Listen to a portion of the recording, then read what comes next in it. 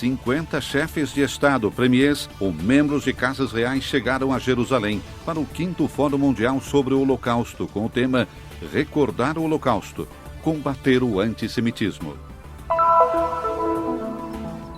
Franciscanos celebraram em Coimbra a memória dos primeiros 5 mártires mortos no Marrocos há 800 anos, no dia 16 de janeiro de 1220. Os armênios ortodoxos da Terra Santa celebraram o Natal em Belém, na noite entre 18 e 19 de janeiro, de acordo com o antigo calendário juliano. É a festa da teofania, ou seja, da manifestação de Deus aos homens, que une nascimento e batismo de Jesus. A celebração em Caná, na Galileia, a cidade do primeiro milagre realizado por Jesus, a transformação da água em vinho durante um banquete nupcial. O incansável trabalho das Irmãs da Caridade em Gaza, ao lado dos mais pobres entre os pobres.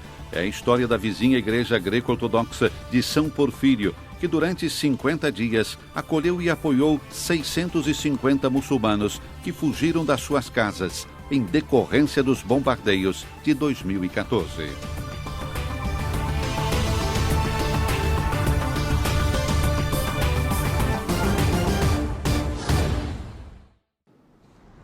Recordando o Holocausto e combatendo o antissemitismo é o tema do 5º Fórum Mundial sobre o Holocausto, realizado em Jerusalém, no Memorial Yad Vashem, a poucos dias do aniversário da libertação do campo de extermínio de Auschwitz. 47 chefes de Estado e líderes mundiais participaram do fórum com a presença de sobreviventes ao extermínio. Numerosas intervenções seguiram a do presidente do Estado de Israel e grande apoiador do evento, Rivlin.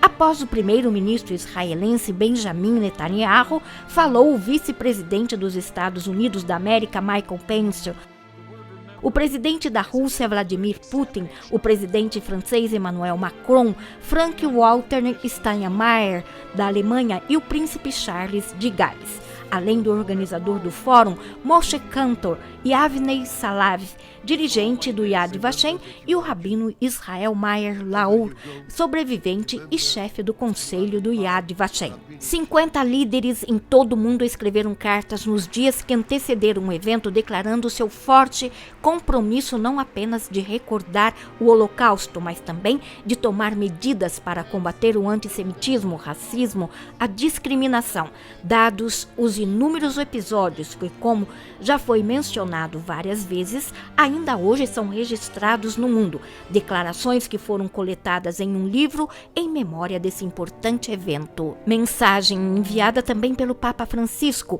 Expresso minha fervorosa esperança de que, com vigilância contínua e educação positiva, as iniquidades cometidas durante um dos períodos mais sombrios da nossa história sejam eliminados da face da terra, escreveu o Papa Francisco. No encerramento do evento foi acesa a tocha comemorativa pelas sobreviventes do Holocausto, Rose Moscovitz e Colette Avitalon, em memória dos 6 milhões de judeus mortos. Depois, cada convidado colocou uma coroa de flores na base do monumento dedicado à revolta do gueto de Varsóvia, criada pelo escultor e artista judeu Natan Rapaport.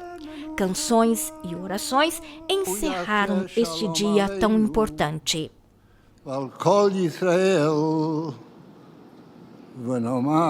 Amém.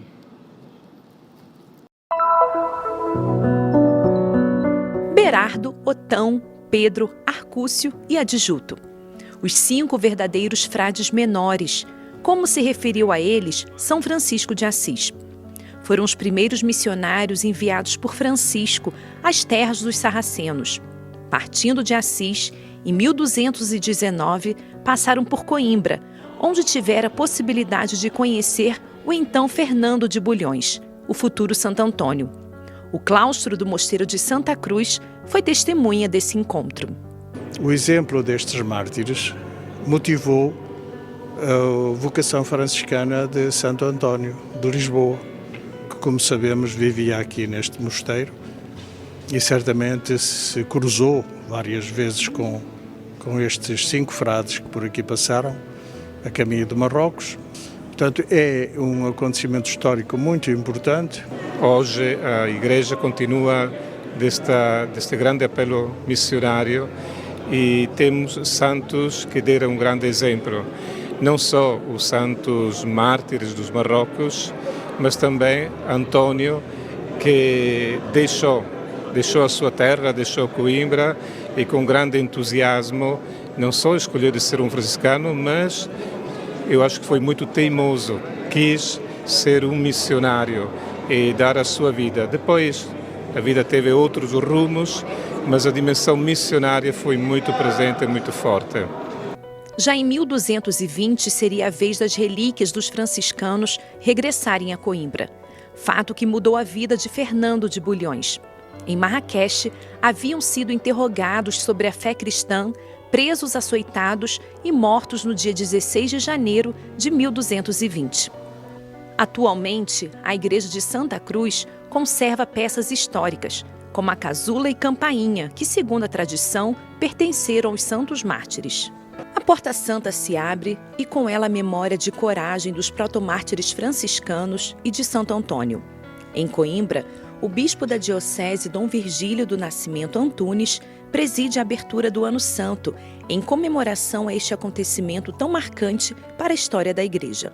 Consideramos que um jubileu, segundo o pensamento da Igreja, é sempre um tempo de graça, é um tempo de conversão, é um tempo de reconciliação, é um tempo de acolhimento e de aprofundamento da fé, é um tempo de evangelização e é um tempo até em que, pela história, neste caso uma história muitíssimo rica, nós podemos ajudar sobretudo as novas gerações, as crianças, os jovens, a perceberem o que nos precede, a conhecerem o que vem de trás, porque é que nós agora somos aquilo que somos enquanto Igreja, enquanto população que habita nesta cidade de Coimbra e neste país, que tem as suas raízes muito distantes já, mas são raízes que continuam a marcar o nosso tempo presente.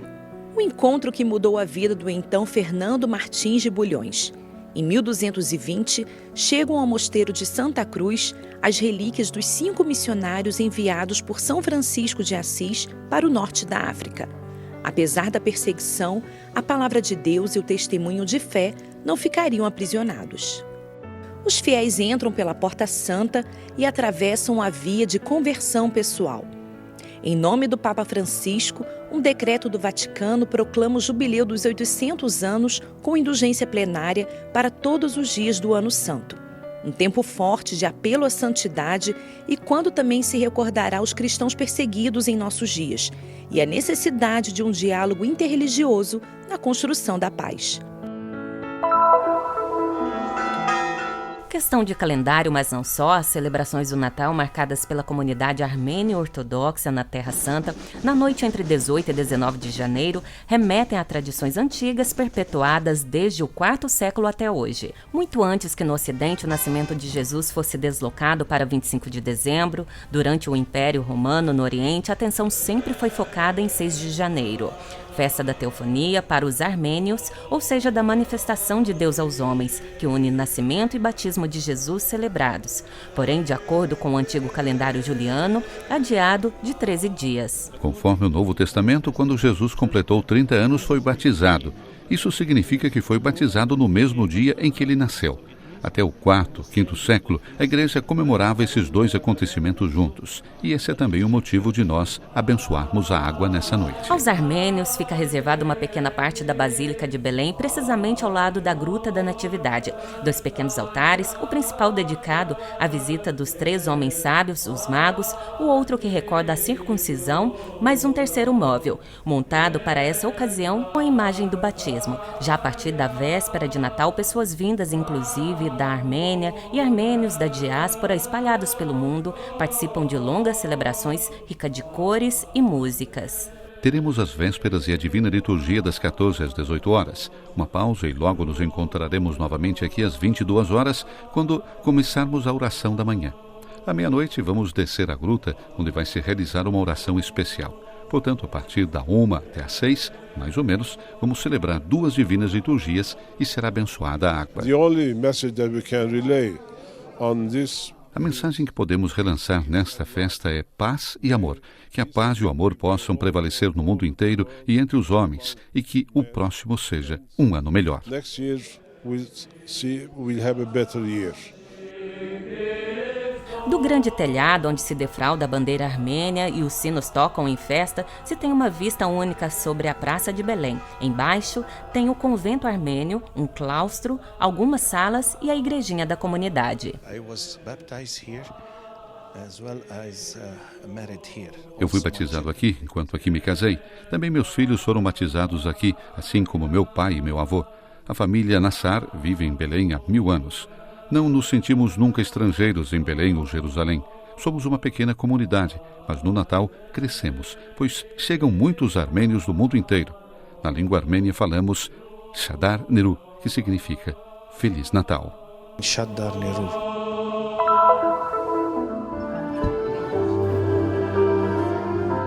Na cidade de Caná, a casa do primeiro milagre realizado por Jesus, a transformação da água em vinho. E foi a Virgem Maria a oferecer-lhe a oportunidade de intervir. Nesse pequeno vilarejo, etapa importante da peregrinação à Galileia, se faz memória daquele que é chamado o primeiro milagre de Jesus. Con la commemorazione del primo miracolo di Gesù, compiuto da Gesù qui a Cana. Comemorando o primeiro milagre realizado por Jesus aqui em Caná, reparamos que Jesus começa a agir, a desenvolver a sua missão entre nós.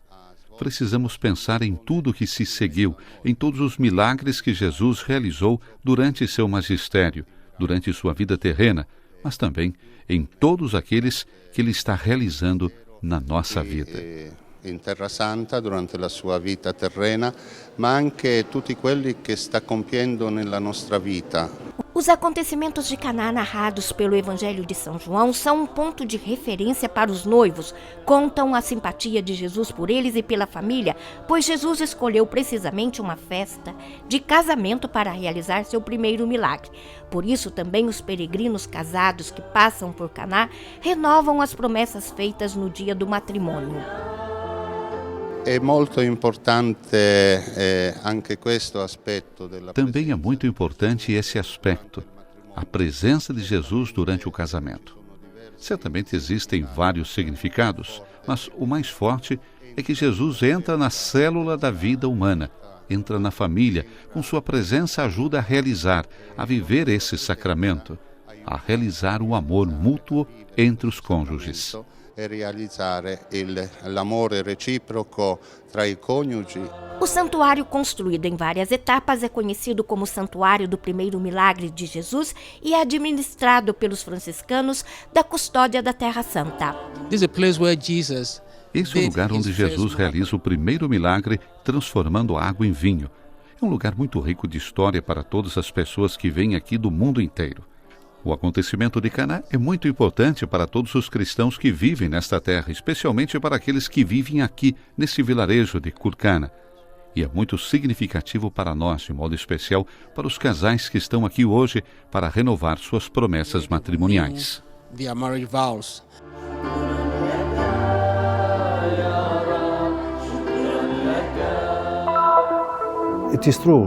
Na verdade, não somos muitos, mas somos como sal.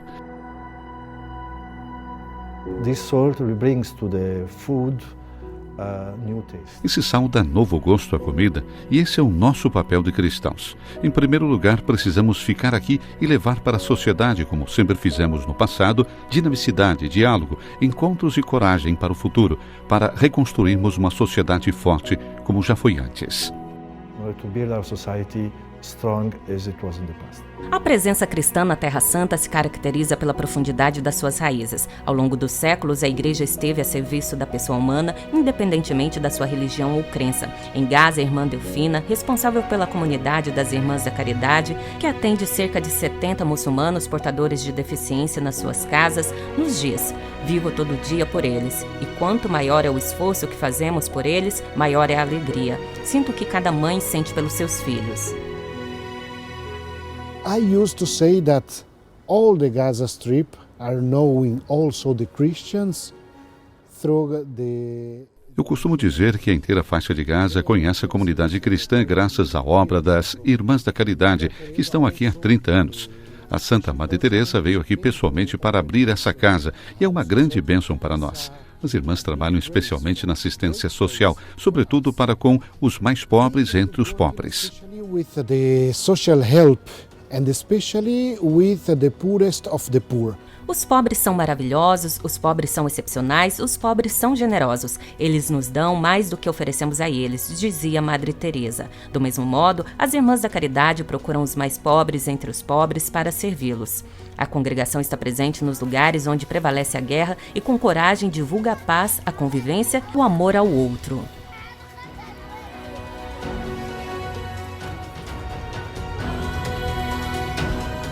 Uma forma de caridade e benevolência que se encontra também na Igreja Greco-Ortodoxa de São Porfírio, no coração da cidade velha de Gaza. Durante a última guerra de 2014, a igreja acolheu e apoiou 650 muçulmanos que fugiram das suas casas por causa dos bombardeios ininterruptos na cidade por mais de 50 dias. Muitas pessoas dessa região, especialmente nas áreas de Sujaya, Rafah, Zaitun, Beit Hanun e Khan Yunis, chegaram à porta desse mosteiro em busca de asilo. Abrimos as portas a eles. Nós os aceitamos e eles ficaram conosco por mais de 50 dias. Mais de 600 pessoas, sobretudo crianças e mulheres, dormiram dentro desse mosteiro. Um deles nasceu dentro da igreja durante os combates. Uma mulher deu à luz um menino, sim, precisamente aqui, dentro da igreja. A Igreja de São Porfírio, para os greco-ortodoxos, é uma das primeiras e mais antigas igrejas de Gaza. Foi construída no 4º século depois de Cristo. Um muro e 5 metros a separam da mesquita Keit Wilayat, no bairro de Zeitun. A mesquita é separada da igreja por um muro e o sino da igreja abraça o minarete da mesquita. Esse é um sinal importante de tolerância entre muçulmanos e cristãos através dos séculos na Palestina em geral e em Gaza em particular. Há uma relação fraterna e característica entre os cidadãos da nossa terra. São apenas os ritos cristãos ou islâmicos que fazem a diferença.